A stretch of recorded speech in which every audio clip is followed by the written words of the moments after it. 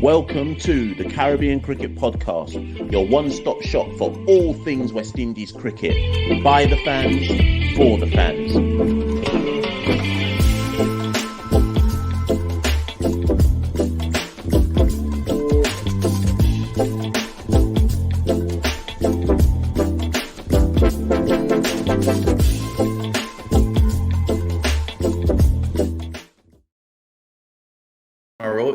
And I listen to the Caribbean Cricket Podcast. Indeed you are, people. Welcome back to another episode, another edition of the Caribbean Cricket Podcast. My name is Machel, St. Patrick Hewitt, one half of the Caribbean Cricket Podcast, and I'm back again. This is going to be a quick one, people. You know how we do. So after the last video, which was looking at the Devon Thomas corruption charge video, and thank you for all those people that have engaged with that, the likes, the shares, the subscribes, etc. Thank you to all that continue to engage with Caribbean Cricket Podcast content. People said to me, but Mash, when are you doing the review show? When are you reviewing the West Indies win over the UAE in the first ODI of the 3-match ODI series as we get ready for the World Cup qualifiers in Zimbabwe? And for those of you who follow us on Twitter, I've decided to rekindle for every West Indies match remaining for the rest of this year in 2023. I'm going to bring back the hashtag Caribbean Cuss Out series. And what that basically means is at the end of every single match that we play, when it gets to like the last 5 minutes of the match, or when the result is pretty much evident, I'm going to put it out on the screen now for those of you watching the visuals, obviously. I will always put the hashtag Caribbean Cricket Cuss Out, right? The key thing here is that you really need a Twitter account to take part, because if Facebook is your medium, or Instagram or anything like that, I'm just going to be honest with you, I'm never going to be joined up enough in my thinking to kind of post everywhere. So Twitter's going to be the main medium. And what we'll do is, in the last 5 minutes of every match, I'll send out the tweet saying any questions that you have about this particular match between West Indies and whoever we're playing, use the hashtag Caribbean Cricket Cuss Out. And then in the kind of review show that follows, I'll read out your cuss outs, respond to it. Sometimes we'll do them live, etc., etc. But that's what we're going to do for the remainder of this year. I probably butchered the explanation of that, but you'll get the gist of it in the course of this particular show. So this is a Caribbean Cricket Cuss Out show. That doesn't mean the cuss out is a bad thing. That's just what we're calling it. That's going to be, like I say, that's the hashtag. That's kind of like the branding for this particular show. And what we're going to do over the course of the next 20 minutes is just break down the West Indies victory over the UAE. Like I say, very comprehensive victory by 7 wickets. And yeah, I mean, what I've written down on my piece of paper is, before starting, I was like, well, what are the positives and what are the negatives? But I'm not gonna deep dive intrinsically on this one. Your hashtags that you sent in and your questions is what's really going to drive this episode. But just as a general overview, these are the kind of main points that I would say. Obviously, the IPL players are back in the Caribbean, resting and recuperating ahead of being the majority of them being part of the World Cup squad, World Cup qualifier squad that will join in Zimbabwe. So Puran, Alzari, Jason Holder, Carl Mayers, who else am I missing? Akil Hussain, etc. They will all shortly fly over to Zimbabwe to meet the white ball coaching staff, etc., and obviously prepare for the World Cup qualifiers. Cool. We'll get to that in due course. The squad that was selected for this ODI series versus UAE was part of the preparation for the World Cup qualifiers, but also part of it was with one eye looking at future possible selections for the West Indies moving forward, kind of expanding our pool in terms of looking at players who could potentially be selected for the West Indies white ball sides at some point in the future, or maybe they're in line for test selection at some point in the future, and so on and so forth. So that's why we had players like Kavem Hodge playing. That's why we had players like Dominic Drakes playing, and so on and so forth, because it was also about expanding the pool and giving opportunities to others. Obviously, Johnson Charles got called up as well once Devon Thomas had been charged by the ACU. So Johnson Charles got an opportunity in ODI cricket, first time in since like 2015, 2016, maybe. I've possibly got those dates wrong. So what we saw and what I've written down as the positives, first and foremost, it was the bowling performance. Obviously, the UAE won the toss and decided to bat. They felt that they were going to get the best of conditions. They knew it was going to be a kind of low, sticky, stodgy wicket where you could never hit through the line and score fluently. And I suspect that that kind of was key in their decision to bat first. But we have to give credit where credit is due. Every single one of the West Indies bowlers, Old Dean Smith kind of a question mark about a bit, but every single one of the West Indies bowlers put their hand up and stuck manfully to the task. I thought Keemo Paul and Dominic Drakes on a track which suited spin more so than pace. I thought Keemo Paul and Dominic Drakes were good with their. I think they were good with their line and lengths. Not completely perfect, but I thought they consistently posed questions of the UAE batters' techniques, shot selection, and shot execution. And it's interesting that the halfway stage, I think the UAE batter, was it Ali Nazir? He was the guy who got the 50. When he was asked about the UAE innings, one of the things he said was the West Indian bowlers were tight with their line and lengths. And I thought that was kind of the perfect summation of how well the West Indies bowlers bowled. And it's not the reason why we have to stress that and focus on that is how often do we see in a 50 over game that the West Indies bowlers bowl as a pack and everybody sticks to the game plan and executes how they're supposed to execute. So first things first, like I said, I thought Keemo Paul and Dominic Drakes were very, very good. Obviously, Keemo Paul is being called up to the World Cup squad, which was something that myself and Santoki both questioned at the time and said, how has he just got a place effectively what felt like out of nowhere? It's good to see him get some miles in his legs. He bowled 7 overs, 3 for 34, and hopefully signs of good things to come. It wasn't spoken about much, but I thought Paul and Drakes used their pace well.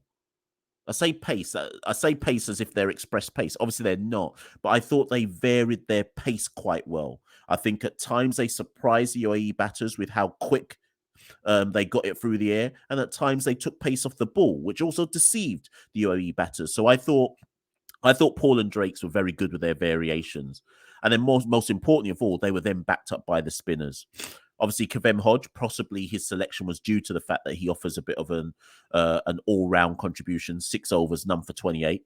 He got taken apart in 1 over. I can't remember which one it was. I think he went for a couple of 6s and some 4s or something. But other than that 1 over, he was pretty tight. 22 dot balls he bowled in that 6 over spell. Roston Chase, 10 overs, 1 for 39. Yannick Correa with his leg spin. I thought Yannick Correa bowled beautifully. He only got 2 wickets. He only got 2 for 26. But on another day, I thought Yannick Correa was good for a 4-fer.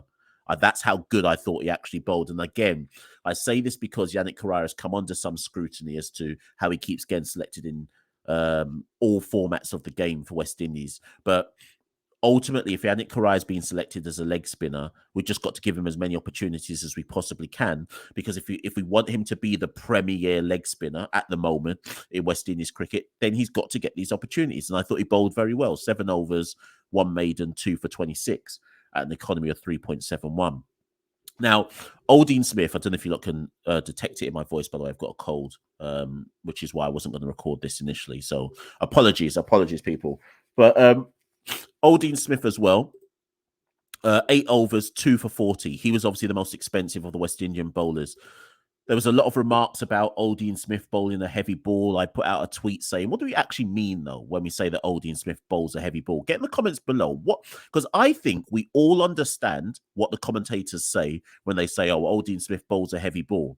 But I'm not sure, or I'm not certain that we all have the same meaning of what it means when we say Old Dean Smith bowls a heavy ball. Get me in the comments below and let me know what you think it means when commentators say that Old Dean Smith bowls a heavy ball. I feel like with the Old Dean Smith, though, we're what now? 3 years, 2.5 years deep into the Old Dean Smith experiment. Similar to Yannick Correa, though, I think we know what Old Dean Smith can possibly do in a 4-over spell. We've certainly seen him in T20 cricket more than we've seen him in 50-over cricket in terms of extensively being able to put together a 10-over spell of bowling. He wasn't bad. I don't think he was bad against the UAE. But I don't think he was completely on the money either. But the advantage of someone like an old Dean Smith, and we saw it with one of his dismissals. I think it was for the Ayaan Afzal Khan. He dug in the short ball, and Khan didn't know what to do with it, and Hope just kind of jogged round to take the catch, the one that kind of looped up in the air. Smith, at the end of the day, has raw pace. And when you have a bowler that has the raw pace that someone like Old Dean Smith has, you have to work with them, you have to nurture them, and you have to try and see if you can polish that diamond, so to speak. So Old Dean Smith, despite being 2.5 years now into West Indies colours, still remains somewhat of a work in progress. I'd love to know, get at me in the comments below, if you think he is slowly but surely improving. I know some of you are going to say it's only the UAE, but is he slowly but surely improving? Obviously, there's a bit of a knock for him in the sense of Romario Shepherd has been preferred to him in vis-a-vis going to the World Cup qualifiers in Zimbabwe. And I've got no beef with that because I've always said it should be one or the other. Go back and watch all the videos I've done. I've always said if you're going to take if you're going to pick Old Dean Smith and Romario Shepherd, only one plays. You don't play both. And it looks like the selectors have finally looked at the situation and said, you know what? We can only afford to carry one of those guys to the World Cup qualifiers, and we're going with Romario Shepherd, which suggests that they believe that Romario Shepherd at this moment in time is the more consistent contributor in West Indies colours, whether with bat and ball, whatever it might be. So like I say, Old Dean Smith, 2 wickets, but he remains somewhat of a work in progress. Now, as I say, we restricted UAE to 202 all out. I thought, I'm not going to say exceptional, but very, very good bowling performance, right? And then in terms of chasing it down, well, we chased it down with 15 overs to spare. And you know what? I'm not here to hear from people, oh, but Mash, it's only the UAE. We can't read too much into these kinds of results. Listen, we are a very poor ODI side in terms of historical performance, where we are in the rankings. We're in the World Cup qualifiers for a reason. The UAE are in those World Cup qualifiers as well. Obviously, they're in the opposite group to us in the initial stages. My whole thing is when we play teams like UAE, we've got to win, obviously, but it's also about how you win. You've got to beat, ultimately, any sports team, you can only beat who's in front of you. But for West Indies, and when we play in teams like UAE, I'm also looking at how did we win that game? And my thing is this. We bowled them out for 202 and bowled really well, tight lengths, tight line and lengths, really tight bowling, didn't cramp them up for room, didn't allow them to free their arms really at any particular stage apart from the youngster I was talking about, Ali Nazir. Was that his name? Yeah, Ali Nazir. When we came to bat, we timed the chase perfectly and in the end won it with consummate ease. Brandon King, fantastic maiden ODI century, 112 from a runner balls maiden century, 112 from 112 balls. But most importantly of all is Brandon set himself the foundation. And then if you actually look at his innings, he scored 60-something runs from his last 30-something balls. So press the accelerator button once it was the time to press the accelerator button. And obviously a lot has been written and a lot has been said about Shai Hope moving himself to number 4 now. And it's clearly a plan initially identified in South Africa with Andre Coley. Sorry, people. Should have, man, this cold that I've got. But they've now decided that the best option is to put Brandon King to open. Obviously, Carl Mayers will come back in and Mayers will open with him. So they're using the T20 partnership to open in ODI cricket as well. And the reason why I think they're doing that is they believe that King and Mayers can give them the impetus in the first power play. Now, obviously, it's not always going to come off, but the key thing about King and Mayers is both can go at a good lick. Mayers is the more aggressive of the two, but King can also play the exact role that he played against UAE in that first ODI.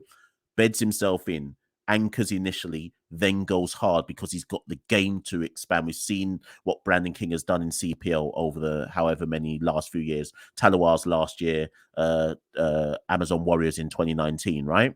So we know that Brandon King has a short format game to accelerate when he needs to. So it makes sense that they open with King and Mayers.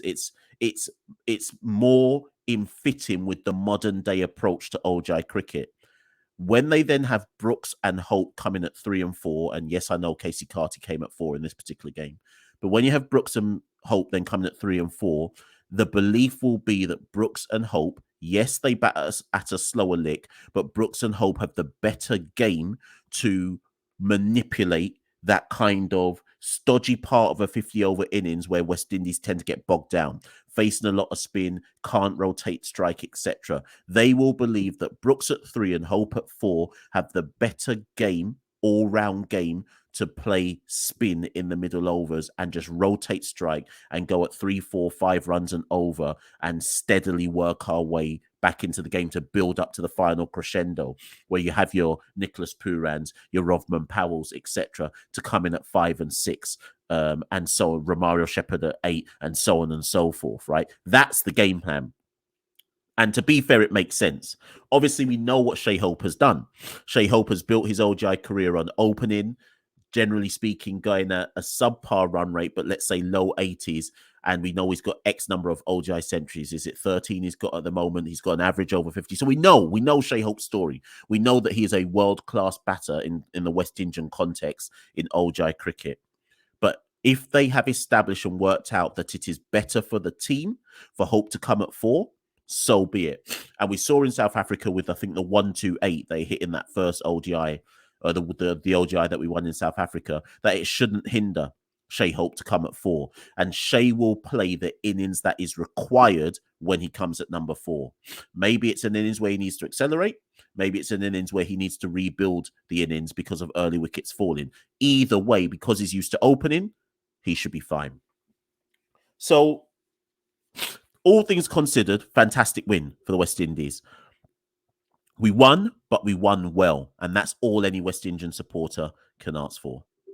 Now, obviously, get at me in the comments below if there's anything that you kind of disagree with or if there were any kind of observations that you had about that 7-wicket victory as well. I'm not going to look forward to the second ODI in terms of saying who should come in and so on and so forth. Obviously, the players who played in that Bangladesh A series, and particularly the ones who played in the third unofficial test. So we're talking about Alec Athanaze, Raymond Reefer, Kevin Sinclair. Who else am I missing? Raymond Reefer, Alec Athanaze, Kevin Sinclair. Somebody else is probably missing off my brain right now. Obviously, they will get a game at some point. They wouldn't have played in that first ODI because they'd only just turned up from the Bangladesh series. I don't know if that second ODI is too soon. Akeem Jordan's the other one I'm thinking of. I don't know if that second ODI is too soon for them to get a game, but they will get a game at some point. So I'm not overly concerned about looking at, who should play in the second ODI? I don't really care. Everyone's going to get a rotation and get a game at some point in time. What I'm going to head to now is the different Cuss Outs, Caribbean Cuss Outs. Those of you that use the hashtags, I'm just going to I'm just going to bring up on the screen the questions that you raised. And thank you to all those people that sent them in. This is how these shows will now go, that I'll then come to your kind of questions and respond to them. So first up, using the hashtag Caribbean Cricket Cuss Out, was Nathan. Nathan. Obviously, your name is Nathan, but Nath Sheezy 07. And I've got the ats on the screen, people. So if you want to go follow these people on Twitter, by all means, go and do so. Anyways, he says, is it in our best interest to rest players right before the qualifiers, knowing that we will face teams that are hungry and raring to go, and how will that affect our players' sharpness? It all depends on, Nathan, if it is Nathan, I think it is. It all depends on how taxing you believe the IPL is. At the end of the day, we have to remember and we have to think about players' welfare. Most of those players, Jason Holder, Romario Shepherd, Nicholas Puran, Akil Hussain, Rovman Powell, Alzari Joseph, Carl Mayers, irrespective of how many games they did or did not play in the IPL, they were away from their families, their loved ones, their friends for 2 months, effectively from the end of March all the way through to the start of June, right? Mentally, you need a reset. It would, to me, it would be counterproductive to have told those IPL players, right, IPL's done for you, man. Right, fly to UAE now, straight into 3 ODIs versus UAE. We've got a World Cup to think about. I get it. Don't get me wrong. I totally get it. I get why we should want to have them there. But there is an argument that works the flip side to your argument, which is that actually to have our players mentally ready and sharp for the World Cup qualifiers, they need the rest first. They need that mental break first. Obviously, some of you will say, yeah, but why are they going IPL? What about West Indies? This is the modern global market in world cricket. IPL comes first for these players, and little cricket boards like West Indies have to find a way to adapt around it. I note that in the last press conference with Desmond Haynes was even saying, even with the World Cup qualifiers, should West Indies make it to the final two, so if you end in the final two, obviously you qualify for the World Cup, but then they have a first versus second or whatever it is, or a final to determine the actual winners of the World Cup qualifiers.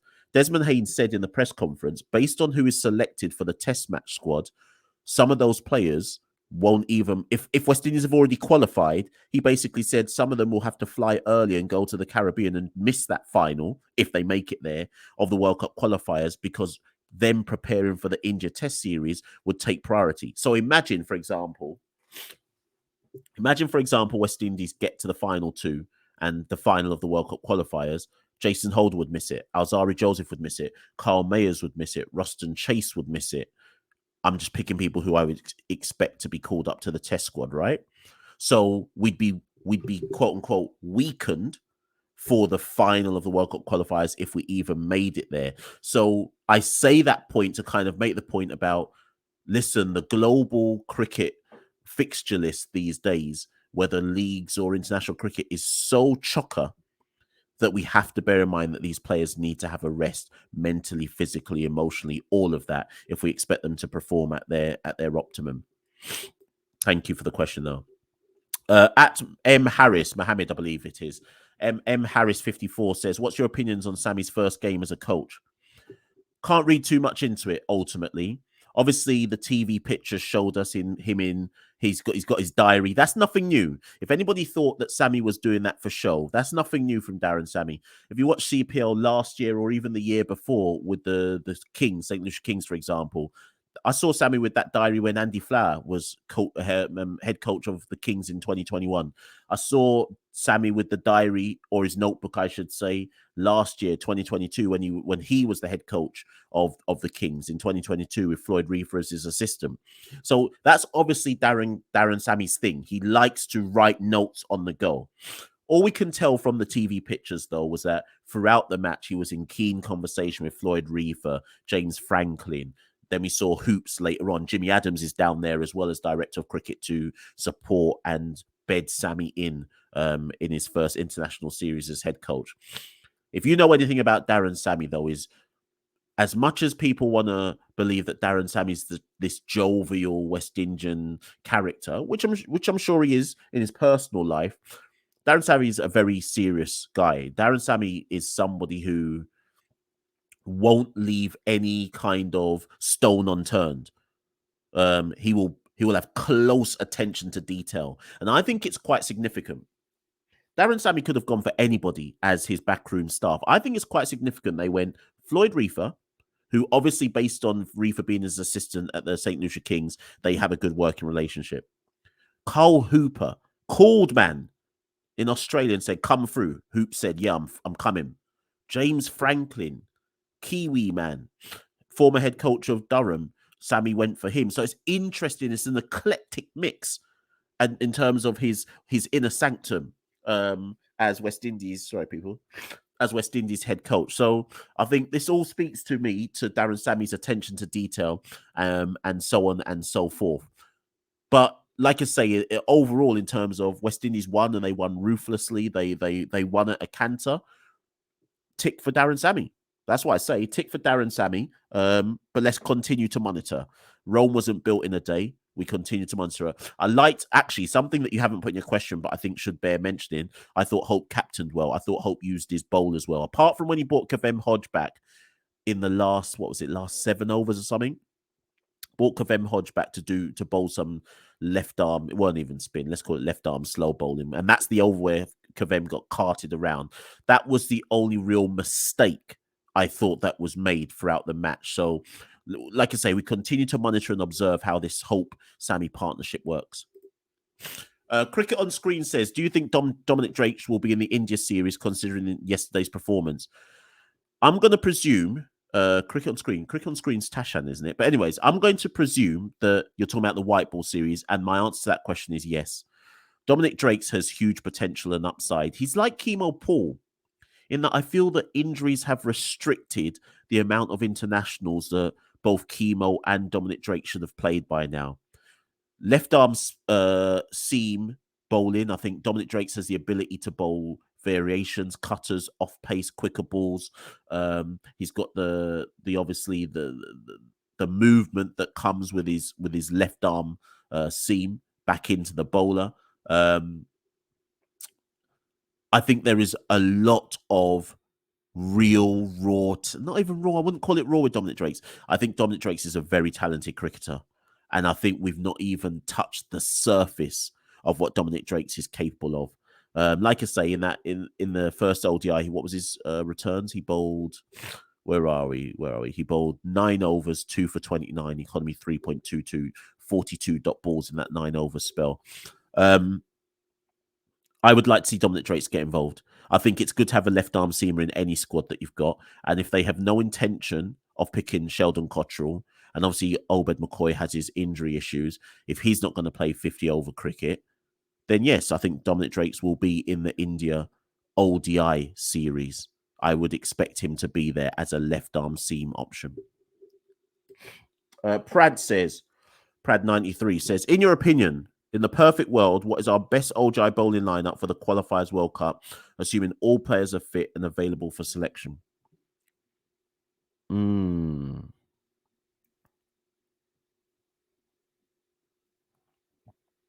Alzari Joseph. The problem is the seam. People. We just don't have out and out seamers to support Alzari Joseph. That doesn't mean we don't. That doesn't mean I'm not saying that we have no seam bowlers. I just don't think we have out and out quicks to support Alzari Joseph. So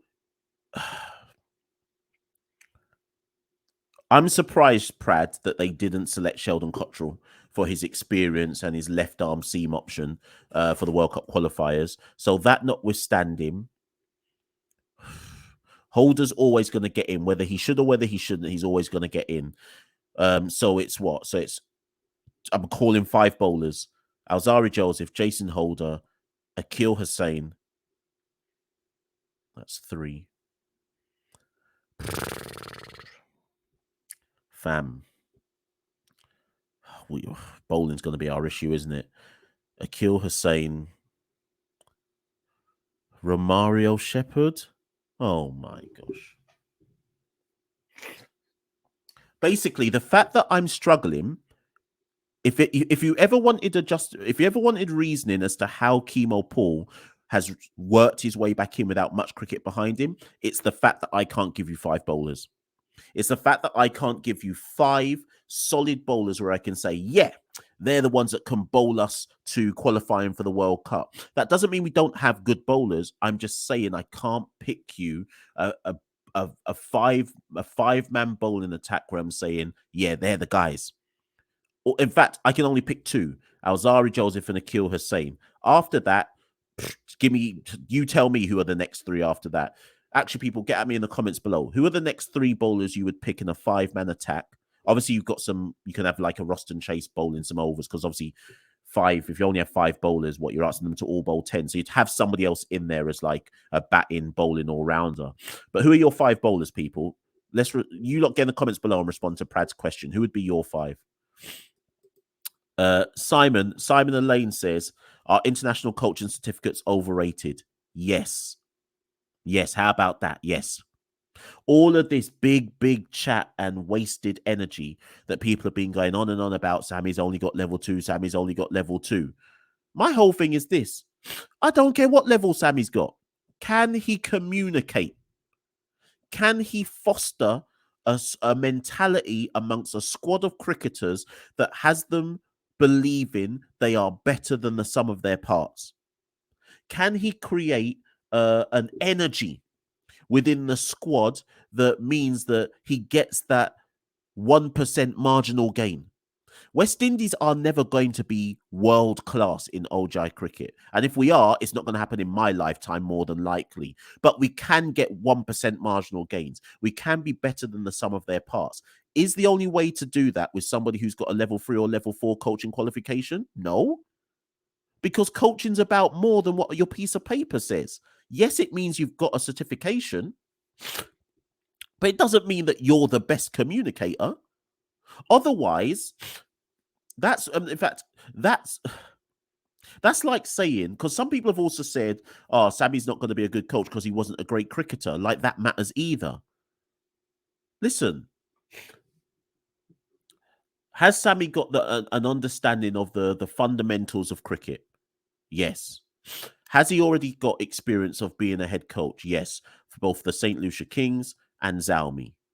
Has he surrounded himself with a coaching cadre of people who are super qualified, who have those certificates that people claim are super important? Yes. Floyd Reefer is one of the most decorated coaches in the Caribbean in terms of qualifications. James Franklin is a decorated coach in terms of qualifications, just finished coaching Durham in the county system in England. And then he's got Carl Hooper, who has his qualifications and just finished coaching, assistant coach for the Adelaide Strikers in BBL. So for me, the head coach in cricket for me, because people talk about coaching certification for Darren Sammy as if he's the one who's going to be doing the bowling coaching, the batting coaching, the fielding coaching, the this. For me, the head coach and the head coach role is more about organizing the troops, both your backroom staff and the players, and getting them to buy into a goal that and a vision that everyone believes in and is working towards. That I see the head coach more as a management role than a getting into the nitty gritty, the day in the trenches every day. Direct coaching everybody. Yes, they can do that, but I'm seeing Sammy's role as more than that. So are they overrated? Yeah, I believe so, but time will tell. Time will tell. Like I say, let's not judge Sammy now. Let's judge him a year from now, see what's going on. Last question. Mr. Strange Doc says, what is the best number or position for Shai Hope?